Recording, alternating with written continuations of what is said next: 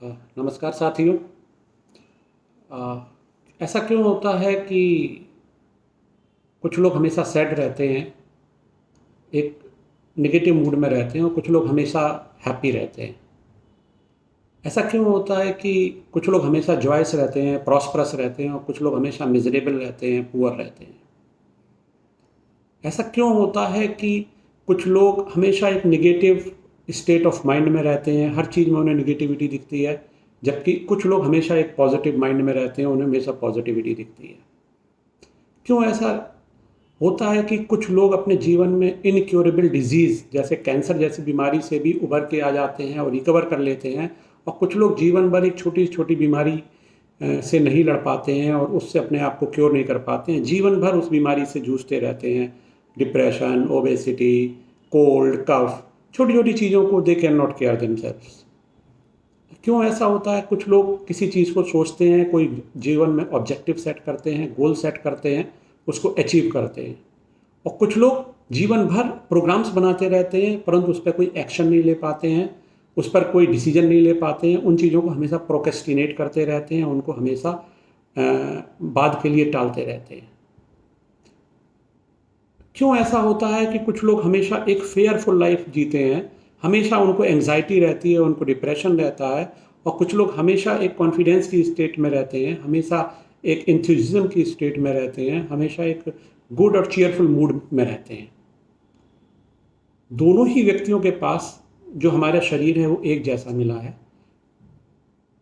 जन्म के साथ हम एक जैसे शरीर से पैदा हुए हैं, परंतु एक इंसान एक अलग स्टेट में रहता है, हमेशा नेगेटिविटी की स्टेट में रहता है, और कुछ लोग हमेशा पॉजिटिविटी की स्टेट। ऐसा क्यों होता है दोस्तों? अगर हम इन चीज़ों के सवाल चाहते हैं, इन चीज़ों का जवाब चाहते हैं, तो आइए और मेरे साथ जुड़िए। आई am S K Mishra, I am the creator of the life transforming programs, and I am having a vast experience of different sectors in my life. तो मेरे से जुड़ने के लिए, इस तरह के जो प्रॉब्लम्स हैं उनके जो सॉल्यूशंस हैं उनको पाने के लिए और अपनी लाइफ को ट्रांसफॉर्म करने के लिए, more joyous and happy and positive बनाने के लिए मेरे यूट्यूब चैनल को सब्सक्राइब करें और बेल आइकन पर दबाएं, बटन दबाएं, और ताकि आपको रेगुलर मेरे नोटिफिकेशंस मिलते रहें। अब हम लोग वापस अपने टॉपिक पे आते हैं। दोस्तों, नेपोलियन हिल ने कहा था, what ever a human mind can believe, it can conceive, it can achieve. और मैं थोड़ा सा इसको मॉडिफाई करता हूँ, मैं कहता हूँ what ever a human subconscious mind can believe, conceive, it can achieve. देखिए, हमारे पास दो तरह के माइंड होते हैं। एक होता है हमारा कॉन्शियस माइंड, दूसरा होता है हमारा सबकॉन्शियस माइंड। इससे पहले भी अगर हम थोड़ा सा देखें तो हमारे पास बहुत से लोग कंफ्यूज होते हैं, ब्रेन और माइंड को एक समझते हैं, लेकिन ब्रेन और माइंड दो अलग अलग चीज़ें हैं। ये हमें समझना होगा, उसके बाद हम आगे समझ पाएंगे कि हमारा सबकॉन्शियस माइंड क्या है, उसके क्या पैटर्न्स हैं और कैसे वो सबकॉन्शियस माइंड काम करता है, और हम उसको कैसे अपने एक्टिवेट कर सकते हैं। हमारा ब्रेन है वो एक तरीके से हमारे इस पोर्शन का हार्डवेयर है। अगर हम इस स्किन को हटाएंगे, इस स्कल को तोड़ेंगे, तो इसमें अंदर, जिसको हम नॉर्मल भाषा में भेजा कहते हैं, या इसके अंदर जो भी सॉलिड पार्ट है, जो मैक्सिमम 60% फैटी है, that is our brain, that is the hardware. एक एडल्ट व्यक्ति का जो ब्रेन होता है लगभग 1.3 से लेके 1.5 केजी का होता है, वो हम सभी के पास होता है। लेकिन ये हमारा जो ब्रेन है, इसका एक सॉफ्टवेयर भी है जिसे हम माइंड बोलते हैं या दिमाग बोलते हैं। वो सॉफ्टवेयर क्या है, वो कैसे रन करता है? देखिए दोस्तों, ब्रेन हमारे पास, सबके पास एक जैसा है, परंतु इसमें जो सॉफ्टवेयर है, उसमें जो प्रोग्रामिंग है, उसके जो पैटर्न्स हैं, हम अगर उनको समझ लेंगे और अपने अकॉर्डिंगली आगे से उसको मॉडिफाई कर लेंगे, उसकी प्रोग्रामिंग को चेंज कर लें, तो डेफिनेटली हम वो सारी चीज़ें जीवन में अचीव कर सकते हैं जो कि हमारे ही साथ का बगल वाला या हमारे जानकार या हमारे सोसाइटी में बहुत सारे ऐसे लोग हैं, उन्होंने उसको अचीव किया है। आप हमेशा ध्यान रखें, जो सपना आप देख रहे हैं जीवन जीने का, वो इस पृथ्वी पर कोई ना कोई सपना वो जी रहा है। फ़र्क इतना है कि आपको भी अपने मेंटल पैटर्न को, अपनी सोच को उतना विकसित करना है, अपने प्रोग्रामिंग्स को उतना एक्यूरेट करना है, दिमाग की प्रोग्रामिंग्स को, कि आप भी उस लाइन पर चल सकें। तो देखिए मित्रों, ये हमारा जो ब्रेन है 1.5 किलो का वजन का ब्रेन होता है, जिसका 1.5 किलो वजन है। और जो हमारा ब्रेन है ये हमारा छोटे छोटे ब्रेन सेल से मिलकर बना है। जैसे पूरी बॉडी हमारी सेल से बनी है, ऐसे ही हमारा ब्रेन भी सेल्स से मिलकर बना है, जिसको हम लोग न्यूरॉन्स बोलते हैं। जो ब्रेन सेल्स होते हैं उनको हम न्यूरॉन्स बोलते हैं। और हमारे ब्रेन में 86 बिलियन न्यूरॉन्स हैं। आपको आश्चर्य होगा जान के, वो सारे के सारे जो न्यूरॉन्स हैं वो एक दूसरे से जुड़े हुए हैं, और उसमें वो इलेक्ट्रिकल करंट या इलेक्ट्रिकल सिग्नल्स पास ऑन करते हैं, जो कि सारे के सारे डिफरेंट पाथवेज बनाते हैं। और वो पाथवेज, वो जो हमारे दिमाग में न्यूरॉन्स में आपस में कम्युनिकेशन होता है, वही निर्धारित करता है कि हम कैसा सोचते हैं, हम कैसा बिहेव करते हैं, हमारा दिमाग किस तरीके से काम करता है। तो दोस्तों, हमारे दो माइंड होते हैं, एक कॉन्शियस माइंड होता है और दूसरा सबकॉन्शियस माइंड होता है, जिसको कि हम लोग हिंदी में चेतन मन और अवचेतन मन बोलते हैं। देखिए, चेतन मन, मैं जब चेतन मन और अवचेतन मन के बारे में मैंने जाना और उसको पढ़ा और उसको एक्सपेरिमेंट किया, अपने जीवन में उतारा, तो शुरू में बड़ा ये कन्फ्यूजन होता है कि ये चेतन मन किस पार्ट में रहता है, अवचेतन मन किस पार्ट में रहता है। इस तरह का कुछ भी नहीं है, ये दोनों ही सॉफ्टवेयर हैं, ये इंटेंजिबल हैं। जिस तरह से एक कंप्यूटर में हार्डवेयर होता है, की होता है, स्क्रीन होती है, माउस होता है, कीबोर्ड होता है, आप उसको टच कर सकते हैं, देख सकते हैं, परंतु आप सॉफ्टवेयर को नहीं देख सकते। उसके अंदर क्या प्रोग्रामिंग की गई वो नहीं देख सकते हैं। वो क्या, उसके अंदर क्या डायरेक्शंस दिए गए हैं प्रोग्रामिंग में, क्या एल्गोरिदम डाला गया है, वो हम नहीं देख पाते हैं। वो खाली उसमें एक कोडेड फॉर्म में रहता है। इसी तरीके से हमारे दिमाग में भी जो हमारा माइंड काम करता है, हमारा कॉन्शियस और सब कॉन्शियस माइंड काम करता है, जो हमारे न्यूरॉन्स दिमाग में है, जो आपस में कम्युनिकेट करते हैं, वो डिसाइड करते हैं, वो हमारी प्रोग्रामिंग को, दिमाग के हमारे मेंटल पैटर्न को डिसाइड करते हैं। तो कॉन्शियस माइंड और सब कॉन्शियस माइंड दोनों ही हमारे दिमाग में है, अंदर है। That is inherent. अगर हम एग्जाम्पल लेना चाहें, मैं आपसे कहूँ कि आप लस्सी बना के लाइए जिसमें चीनी और दही हो, तो एक बार जब चीनी मिक्स कर देंगे तो हम आपको ये नहीं बता सकते कि इसमें दही कौन सा और चीनी कौन सी, लेकिन दोनों चीज़ों का अपना अपना अनुभव है। अगर दही खराब होगा तो भी चीनी, उसका टेस्ट खराब हो जाएगा लस्सी का। अगर चीनी खराब होगी, कम होगी, तो हमें लगेगा पूरी लस्सी में मीठा कम है, मीठा ज़्यादा है। अगर हम ज़्यादा कर देंगे तो ज़्यादा है। तो इसी तरह हमारा कॉन्शियस और सबकॉन्शियस माइंड है। हमारा कॉन्शियस माइंड 10% है और हमारा सबकॉन्शियस माइंड 90% काम करता है। तो देखें दोस्तों कि हमारा कॉन्शियस माइंड किस तरह काम करता है और सबकॉन्शियस माइंड किस तरह काम करता है। अगर हम इसको समझेंगे तब हम आगे समझ पाएंगे कि हमारा सबकॉन्शियस माइंड कैसे परफॉर्म करता है और कैसे हम इसको रीप्रोग्राम कर सकते हैं। कौन कौन सी निगेटिव चीज़ें हैं हमारे सबकॉन्शियस माइंड में जो कि हमारी हैबिट फॉर्मेशन, गलत हैबिट फॉर्मेशन कर रही हैं। कौन सी पॉजिटिव चीज़ें हैं जो कि हमारे जीवन में हमारा पॉजिटिव हैबिट फॉर्मेशन कर रही हैं। जितनी भी हमारी हैबिट फॉर्मेशन होती है वो हमारी सबकॉन्शियस माइंड से होती हैं। तो सबसे पहले हम देखें, जो 10% हमारा माइंड है वो हमारा कॉन्शियस माइंड है। हम लोग जो कुछ भी इंफॉर्मेशन लेते हैं, गैदर करते हैं, अपने आसपास के एनवायरनमेंट से रिसीव करते हैं, ये हम 5 सेंसेस से करते हैं। जो हमारा विजुअल हो गया यानी आँखें, हमारे ईयर हो गए ऑडिटरी यानी कि हम ऑडियो इन्फॉर्मेशन ले रहे हैं। हम लोग टच से फील करते हैं, हमारी बॉडी टच करती है। हम लोग स्मेल करते हैं और टेस्ट करते हैं। हमारी बॉडी और हमारे दिमाग में जो भी डाटा हम अपने इन्वायरमेंट से रिसीव करते हैं वो 5 माध्यमों से रिसीव करते हैं, और ये सीधा का सीधा इन्फॉर्मेशन हमारे कॉन्शियस माइंड में जाती है। और हमारा कॉन्शियस माइंड इनको रिसीव करता है और इनको प्रोसेस करता है अपने अकॉर्डिंगली। देखिए, हमारा कॉन्शियस माइंड लॉजिकल माइंड होता है, लेकिन हमारा जो सबकॉन्शियस माइंड है वो इलॉजिकल माइंड है।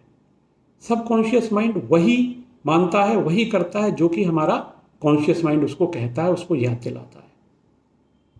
फॉर एग्जाम्पल, आप सुबह सो के उठते हैं, आपके मन में आता है कि हमें ब्रश करने जाना है।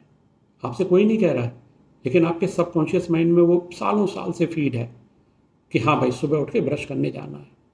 आप 9 बजे सोचते हैं कि मुझे ब्रेकफास्ट करना है। आप 9 बजे ब्रेकफास्ट करते हैं, क्यों? क्योंकि आपके सबकॉन्शियस माइंड में वो बैठा हुआ है कि हाँ, मुझे 9 बजे ब्रेकफास्ट करना है। आप रात में 8-9 बजे खाना खा के सोते हैं, रात भर आपको भूख नहीं लगती है, 13 घंटे हो जाते हैं, लेकिन 9 बजे सुबह उठते हैं जब आप, तब आपको ऑटोमेटिकली भूख लगने लगती है और आप ब्रेकफास्ट करते हैं। इसके बाद क्या होता है, 1:30 बजे आपको फिर भूख लगने लगती है, लंच। क्यों? क्योंकि आपके सबकॉन्शियस माइंड में है कि 1:30 बजे से 2 बजे का टाइम लंच करने का होता है, तो आप लंच करने लगते हैं, आपको भूख लगाती है।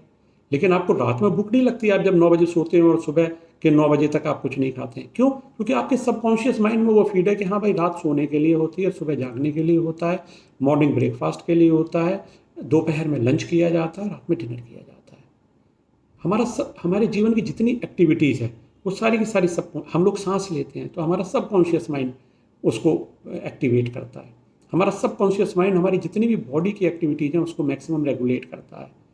हम सांस लेते हैं, हमारा हार्ट चल रहा है, हमें स्वेट कर रहे हैं, हम क्या कहते हैं सपने देख रहे हैं, हमारे दिमाग में बहुत सारी बातें चल रही हैं। तो सारी की सारी जो हमारी बॉडी की एक्टिविटीज़ हैं, हमारा डाइजेशन, हमारी ग्लैंड्स कैसे एक्टिवेट हो रही हैं, कैसे सिक्रीट कर रही हैं, हमारे कैसे हार्मोन सिक्रीट कर रहे हैं, ये सारा का सारा काम हमारा सबकॉन्शियस माइंड करता रहता है।